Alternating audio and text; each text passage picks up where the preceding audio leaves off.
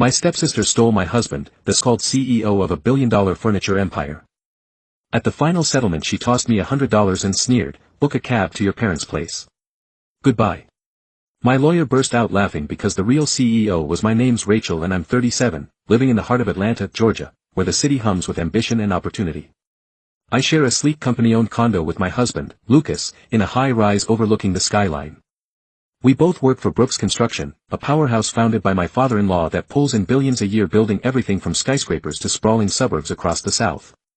I never imagined I'd be here running boardrooms and crunching numbers for a construction empire, but life has a way of throwing curveballs. Growing up, I watched my single mom juggle 2 jobs, white dressing by day, cleaning offices by night to keep us afloat in a cramped apartment in Macon. She taught me to be sharp, to make decisions fast and to never back down from a challenge. That grit got me through college and into a banking job where I learned to navigate budgets and investments like a chess game. I loved the thrill of it, the way numbers told a story if you knew how to listen. But when I met Lucas, I thought my story might shift to something softer. Maybe a quiet life as a homemaker, building a family. That dream faded fast. Lucas is the opposite of me in so many ways. He's got this gentle charm, the kind that makes people feel at ease. But there's a fragility to it. Raised in privilege with a silver spoon and a trust fund, he never had to fight for anything. His father built Brooks Construction from a small outfit into a juggernaut, buying out competitors and earning respect for his tough, brilliant mind. Lucas was supposed to follow in his footsteps, groomed to take the helm, but he's never had the stomach for it. One evening, sprawled on our couch watching some mindless reality show, he admitted it himself, "I'm not cut out to be CEO, Rachel," he said, his voice soft, almost relieved. "I'd just be a figurehead. It's easier that way." I remember staring at him, my heart sinking, wondering how someone could be so content to drift through life to me. I'm wired differently. Decisions come naturally. I weigh options, trust my gut and move. My mom used to say I was born with a calculator in one hand and a plan in the other. When I married Lucas, I planned to leave my banking job and focus on us, maybe start a family, but my father-in-law had other ideas. Not long after our wedding called me into his office, a wood-paneled room filled with blueprints and awards. "Rachel," he said, his eyes sharp despite his age. "This company needs someone like you've got a head for numbers and a spine to match work with us." I hesitated, picturing the quiet life I'd imagined.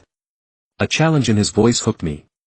I said yes, and that choice changed everything done. At first, I was just another employee learning the ropes of construction timelines, contracts, labor costs, but my father-in-law saw something in me. A few months in, he started inviting me to board meetings, asking my take on deals or budgets. The board, a group of gray-haired men used to running the show, raised eyebrows at the founder's daughter-in-law sitting at the table. I could feel their skepticism, like I was some outsider crashing their club. But I didn't shrink. I'd spent years in banking, analyzing risks and spotting gaps others missed. So I spoke up, offering ideas on streamlining costs or negotiating better supplier deals. Slowly, their frowns turned to nods. They started seeking my input, even deferring to me on big calls. Lucas, though, was barely there. He was a board member by title, but he'd skip meetings, claiming they were too technical or he had other stuff to do. The board didn't bat an eye. His dad's legacy gave him a free pass. One night I came home from a marathon meeting, my head buzzing with strategies, and found Lucas sprawled on the couch, being through channels. "Why didn't you show up today?" I snapped, dropping my bag. "You're supposed to be part of this." He didn't even look up. "You've got it covered, Rachel. They listen to you, not me." His tone was casual, like it didn't matter. I stood there, frustration bubbling, wondering if he even cared about the company or us. That moment stuck with me. I started to see the cracks in our marriage, the way his indifference fled into everything. I threw myself into work, driven by the need to prove I belonged, not just as the founder's daughter-in-law, but as someone who could steer this ship. My father-in-law became my mentor, teaching me the ins and outs of the business, how to read a room, when to pull back. I loved it, the rush of making things happen, of seeing my ideas turn into real growth. But with every step I climbed, Lucas seemed to slip further away. I couldn't shake the feeling that something was about to break. Work became my anchor, the one place where I felt in control. By the time my father-in-law retired, I was running point on major decisions at Brooks Construction. The board leaned on me, asking for my take on acquisitions, labor disputes, even marketing campaigns. I'd walk into those meetings with a stack of notes and a plan. My old banking instincts, kicking in numbers, don't lie, and I knew how to make them sing. Our sales climbed, profits grew. I felt a fire in my chest, like I was finally doing what I was meant to. Growing up, I'd watched my mom scrape by, and now I was leading a company that employed thousands of people with families who counted on us. That responsibility drove me, kept me up at night, sketching out ways to make the business stronger.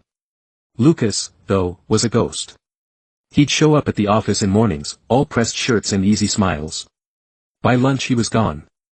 I'd find him at home playing video games or napping, as if the company his dad built was just a hobby. I tried talking to him, hoping he'd step up, especially after his father stepped down. Lucas, this is your legacy, I'd say, my voice is sharp with frustration. Don't you want to be part of it? He'd shrug, that same maddening shrug, and mutter, you're doing fine without me. It stung not just because he was opting out, but because it felt like he was opting out of us too. Our conversations dwindled to small talk, whether groceries, nothing real. I'd lie awake at night staring at the ceiling of our condo wondering how we drifted so far apart. Then my stepsister, Camilla, blew into our lives like a storm. Camilla is 3 years older, all charisma and sharp edges. We grew up under the same roof after my mom married her stepdad, a gruff man who never stuck around long. Camilla learned early to charm her way through life, always chasing something bigger, fancy clothes, rich boyfriends, a life that screamed success.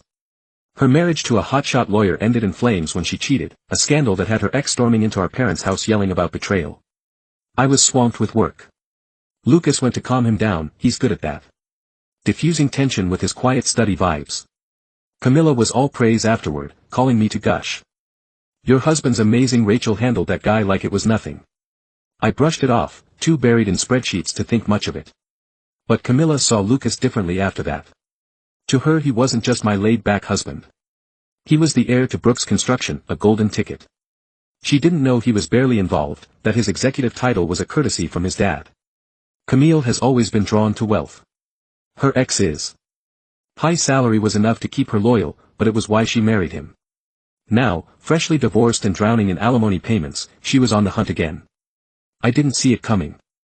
I was too caught up in board meetings and growth projections to notice the way she started lingering around Lucas, laughing too loud at his jokes, testing him about catching up. One evening I came home exhausted, my head spinning, from a day of negotiating a new contract. Lucas was waiting in the living room, his usual easy grin. Gone, Rachel, we need to talk, he said, his voice heavy. My stomach twisted. Lucas never sounded serious. I sat down bracing myself.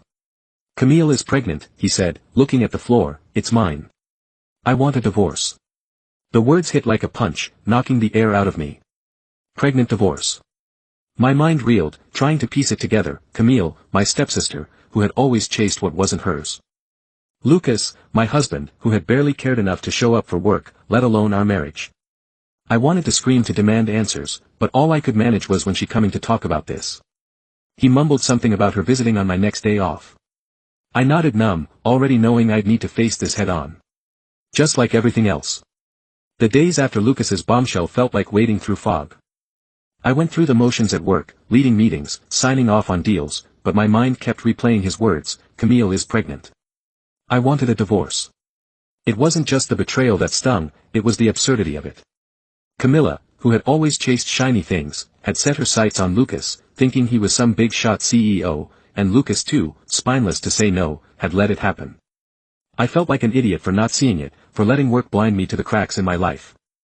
I knew I had to protect my place at Brooks Construction. If I was divorcing Lucas, I'd be just another ex-daughter-in-law and I couldn't risk losing the role I'd fought for. The next morning I drove to my in-laws' sprawling estate outside Atlanta, my nerves jingling. My father-in-law was in a study surrounded by old photos and construction plans. I told him everything. Lucas' affair. Camilla's pregnancy, the divorce. My mother-in-law, hovering nearby, gasped, her eyes lighting up at the mention of a grandchild. But one sharp look from my father-in-law silenced her. He leaned back, his face unreadable, then smiled, Rachel, you're the heart of this company. He said, I don't care what Lucas does, keep running things, I'll handle him. Relief washed over me, mixed with a pang of sadness. My father-in-law valued the business, his legacy over his own son, but for me it meant I could keep my purpose, my place. When my day off came, Camilla showed up at our condo, all smug confidence, her designer bag swinging like a trophy. Rachel, she said, her voice dripping with pity, I'm so sorry you couldn't have kids, but don't worry, I'll make sure you get plenty of money to start over. Just leave this place. She gestured at the condo like she already owned it. Lucas sat there silent, his face blank, as ever. I wanted to laugh at the absurdity. Camilla thought she was stealing some billionaire lifestyle, but she had no idea how little Lucas actually had. I kept my cool, channeling the same focus I used in boardrooms. Divorce is fine, I said, my voice steady, but we'll need lawyers to sort out alimony and property. And Camilla, you really think Lucas is the prize? After her eyes narrowed but she waved it off. All bravado, I know it's real, Rachel. Lucas has got everything. I bit back a smirk. She thought he was the president, the heir, sitting on a fortune. She didn't know. The condo was company property or that Lucas is. Executive salary barely covered his coffee runs. I let her talk, her arrogance filling the room while I mentally mapped out my next steps. This wasn't just about a broken marriage. It was about protecting what I'd built. I wasn't letting either of them take it from me. The divorce negotiations were set for the next day and I was ready. I'd hired a sharp lawyer, Mia, who had handled high-stakes corporate cases and knew how to keep things fair but firm. We met in a sleek conference room at Brooks Construction, the Atlanta skyline glinting through the windows. Camilla strutted in, acting like she'd already won, while Lucas slouched beside her, his usual and different mask in place. I sat across from them, me at my side, my heart pounding but my face calm. I'd spent years outsmarting competitors and boardrooms. I could handle this. Camilla started strong, tossing her hair. Rachel, name your price for alimony, I'll make sure you're taken care of. Her tone was patronizing, like she was doing me a favor. Mia raised an eyebrow then slid a document across the table, since her offering will be claiming alimony from both Lucas and you, Camilla. She said coolly. Camilla's jaw dropped me. I'm already paying my ex, she sputtered. I leaned back watching her confidence crack. She hadn't expected this, hadn't thought through the mess she'd made. My mom's voice echoed in my head. People who chase shortcuts always trip. Camilla was tripping hard. Then came the property division. Camilla, still trying to regain her footing, declared this, condo's Lucas's family's right. It's not part of the split. Mia didn't miss a beat. Condo and the land it's on belong to Brooks Construction. The company decides who stays. Lucas blinked surprised. Wait, I thought it was Dad's. He mumbled. Camilla's face went pale. So we can't live here, she asked, her voice sharp. Mia's reply was crisp, you can if the company allows it, but that's up to the acting CEO. She glanced at me and I saw Camilla's eyes widen as the truth hit her. Hold on. Camilla said, turning to Lucas, you're not the CEO. I stepped in, my voice calm but firm, I'm the acting CEO, Camilla. Lucas is an advisor, no executive power. My father-in-law made me president when he retired. The board trusts me to run things. Lucas looked away embarrassed while Camilla's face twisted in disbelief. You're joking. She snapped, glaring at Lucas. You, let me think you were the boss. He shrugged that same infuriating shrug. I almost laughed. Camilla had banked on Lucas being her ticket to wealth, but she'd misread the board entirely. Mia, still chuckling, asked me, can Lucas and Camilla stay in the condo? Before I could answer, Camilla jumped in company property. It's free for Lucas, right? Mia shook her head, sliding over a rental agreement. It's leased to employees at market rate. Here's the figure. The number was steep. Atlanta's luxury condo market doesn't come cheap. Lucas' eyes widened. My salary can't cover that, he said almost himself. Camilla looked like she'd been slapped. She'd walked in thinking she'd won a mansion. Now she was staring at wrench. She couldn't afford. I felt a strange mix of pity and triumph. Camilla's whole plan seducing Lucas, chasing his supposed fortune, had collapsed. Lucas, who never cared about money or responsibility, was just as lost. I'd spent years covering our expenses, pouring my salary into rent and bills, while Lucas coasted now with no savings to split.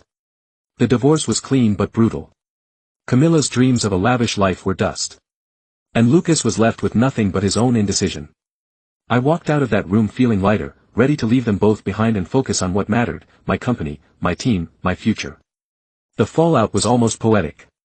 Camilla's lies unraveled faster than I expected. A few weeks after the negotiations, word got back to Lucas's family that her pregnancy claim was a sham.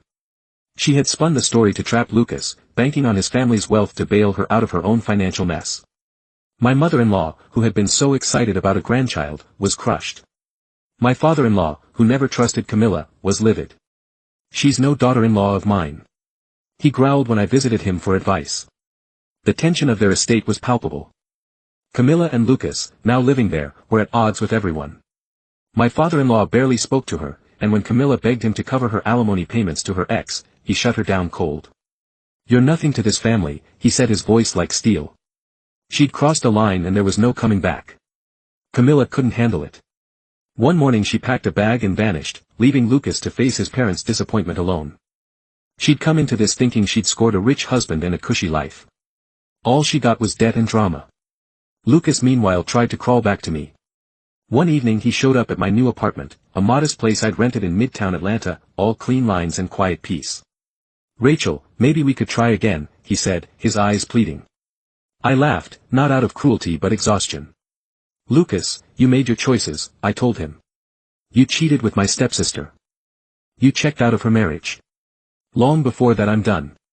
His dad had already cut him from the company, demoting him to a temp job pushing papers. The man who had once been heir to Brooks Construction was now scraping by and I felt nothing but relief to be free of him. I threw myself into my work, the one place where I felt whole running. Brooks Construction wasn't just a job, it was my calling. Every decision, from approving new projects to ensuring our workers had stable jobs, felt like a promise kept to the people who depended on me. I thought about my mom, how she'd worked herself to the bone for me. I channeled that into making the company better. Our profits climbed, new contracts rolled in. The board started calling me the backbone of the business. My father-in-law became my rock, offering advice over coffee at his estate, his gruff wisdom grounding me. "You're doing what I always hope, Lucas," what he said once, his eyes soft with pride. That meant more to me than any title, that I don't think about remarriage, the idea of letting someone else in after all. That betrayal feels like too much. My heart's been through meat grinder and I'm not ready to hand it over again.